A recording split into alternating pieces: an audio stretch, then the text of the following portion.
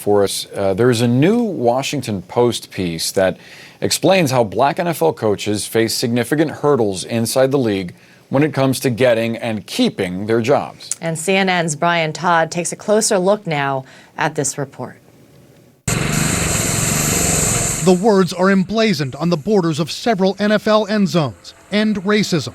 But an explosive new investigation by the Washington Post finds black coaches in the NFL are at a serious disadvantage when it comes to getting hired as head coaches and keeping those jobs. Well, what we found is that, it's very difficult for black coaches to get opportunities to be the head man in the NFL. In its report titled "How the NFL Blocks Black Coaches," the Washington Post found that black coaches languish as assistants longer than their white counterparts. That black men who became head coaches over the past decade, quote, on average had spent more than 9 years longer than their white counterparts in mid-level assistant jobs. And then, the Post found, blacks are held to a different standard when they do get head coaching jobs. When black coaches do get the job and they do get the chance to lead 53 men, they're on much shorter leashes. And even if their production is on par with their peers or even better in some instances, they're still more likely to be fired. In a league where the majority of players are black, there are now only 3 black head coaches. That's the same number as in 2003, when the NFL introduced the Rooney Rule, which now requires teams to interview at least 2 external minority candidates for open head coaching positions. But many argue that NFL teams have become adept at gaming that rule, interviewing black candidates only as window dressing, then hiring the coach they really want.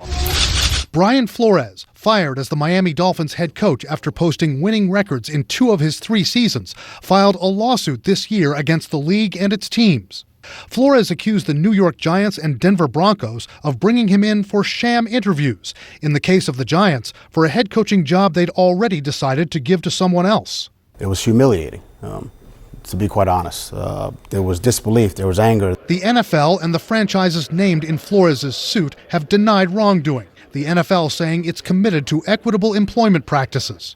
Many argue this isn't so much an issue with the league itself. At the end of the day, it's really up to the owners. But there, the Post cites what it calls a cultural disconnect. The NFL has 31 majority team owners. 29 of them are white. I think that a lot of times it just comes down to just what you think a leader is, what a leader looks like, and how that's going to work for your franchise. And for a lot of these owners, when they do that equation, it doesn't add up to a black man being the guy. The NFL didn't respond to CNN's request for comment and didn't officially comment on the Post findings. But Troy Vincent, the NFL's executive vice president of football operations, told the Post that the league has exhausted itself with programs to make sure that the owners know who the candidates are. But that at the end of the day, Vincent says, the league itself doesn't make the hires. Brian Todd, CNN, Washington. Fascinating report, Brian Todd. Thank you.